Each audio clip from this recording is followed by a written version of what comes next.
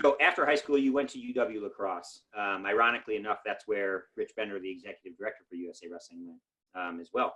So you went there for your undergrad, then you went to UW-Madison for your graduate work in computer science. It was there, I believe, that you started track wrestling. What was the prompt to do that, to start track wrestling? So what started it all was sitting at the high school state tournament in Wisconsin, watching kids who should have been wrestling in the finals, wrestling in the quarterfinals, and wishing that the WIA would seed that tournament. So the obvious matches that should be finals matches would happen in the finals. And I was a computer science, I was in computer science classes, had the ability to program, thought that it would be smart for someone to come up with a objective way of coming up with criteria and saying, this is how we're going to seed it.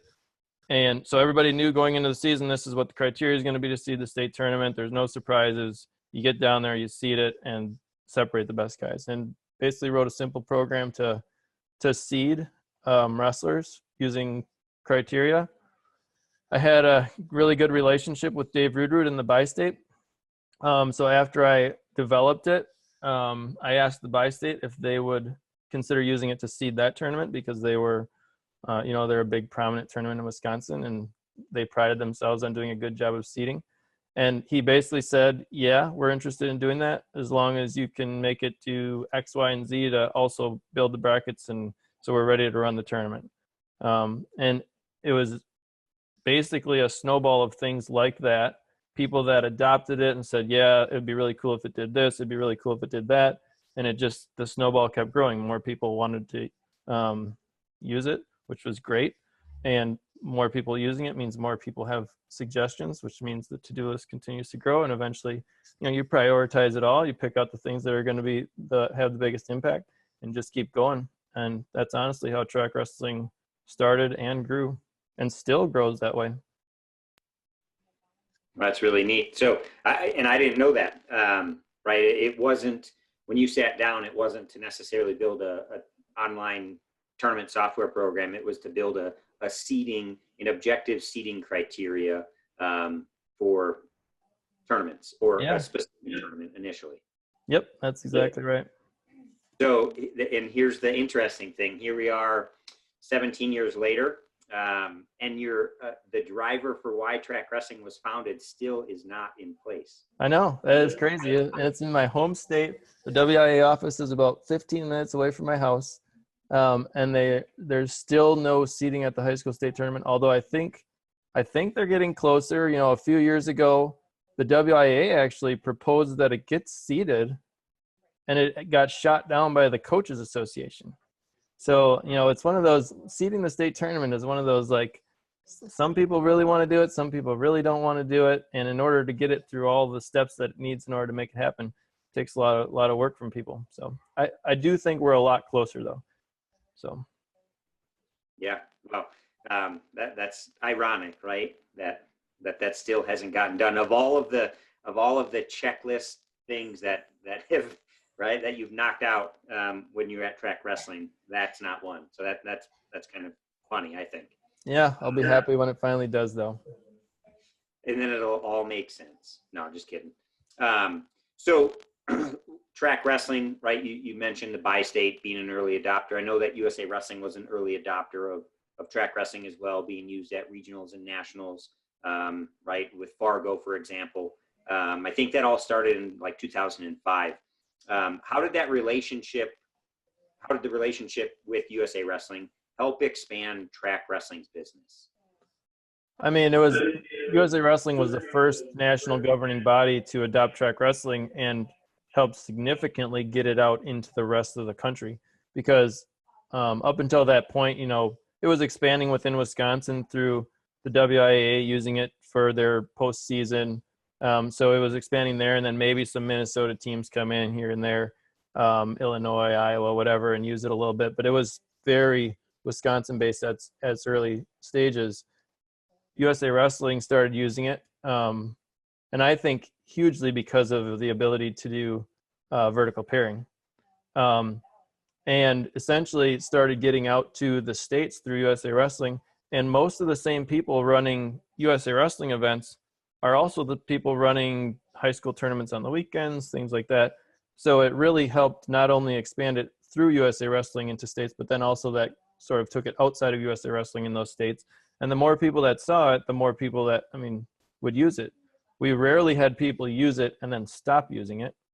So it was essentially exposing it to enough people, get them to use it once, and then they would continue to reuse it, and more people then are exposed, and et cetera, et cetera. So.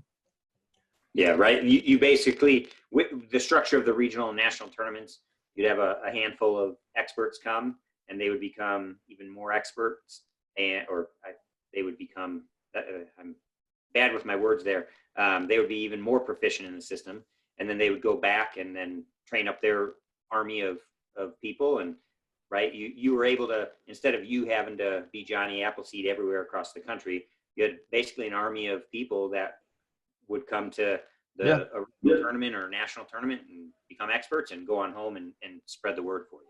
Yeah, and my example of that is the Jeff Joneses of the world. The runs tournaments for the WWF here in Wisconsin, and he's also running high school tournaments every other weekend that he can, that he's not running WWF tournaments, right? It's those people in each state that learn to use it and use it all over for other stuff. So. Yep. Obviously, right. And you mentioned Jeff. An unbelievable workhorse, right? Yeah. Like the amount of matches that have been paired by him is like pretty incredible. For sure. Yep. Yeah.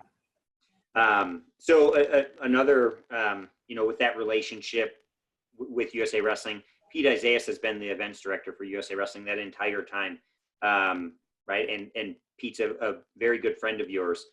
Can you talk about how the relationship between you two developed, and how, when both of you maybe had to rely on each other when it was a little uncomfortable, during a tournament or maybe contract negotiations or what? How were you guys able to develop that relationship, and what does that mean? Well, developing the relationship was pretty easy. It was so natural. We were at tournaments together because they were using Track Wrestling. Pete was, helping run the tournaments. I was helping manage the software. So we were, first of all, together all the time. And second of all, we are very similar. Pete and I have we're both really cheap. So we like to save money. We both like to hang out. Our minds work really similar. And when you're at events and hanging out with someone who you really gel with, we became really good friends. We go to Packer games, things like that outside of just work, just because we really like being around each other. And that relationship is one of the best relationships that I developed through Track Wrestling the whole time. Pete's awesome. I would go out to Colorado just to see Pete now, with no business purpose. So yeah, that and managing that relationship throughout contract negotiations, all those kinds of things, it was always done really professionally. Like, obviously, we were friends, and you have to be able to manage your friendship and business. And I honestly think both of us did that really professionally, and it worked out really well. So I can't tell you how much I appreciate Pete. It's fantastic. I could go through a long list of people that I really appreciate through the whole process. Yeah, who are some of those, Justin? Oh man, if I start listing them, I'll never get to the end, and I'll miss somebody. Like, I'm smart enough after doing this for almost 20 years that I can't try to do that. The people who were instrumental in helping know who they are. Like, if someone was watching this, they know how much I appreciate them. And it's just, there's a lot of them. I don't know that I have time to make the list. And like I said, I'm sure there's too many people and I'd miss somebody, and I'd feel really bad about that. Yeah. Well, I just think in our backyard here in Colorado Springs, right? Jay Ide, right? Because that's one that I work with personally. But there's 50 Jay Ides and Pete Zaiuses and Jeff Joneses around the world or around our country that you've developed those relationships with. So anybody else, as we go through the questions, anybody else that you want to highlight, feel free to do so. But I certainly understand, right, the risk of forgetting someone. Yeah. Cool.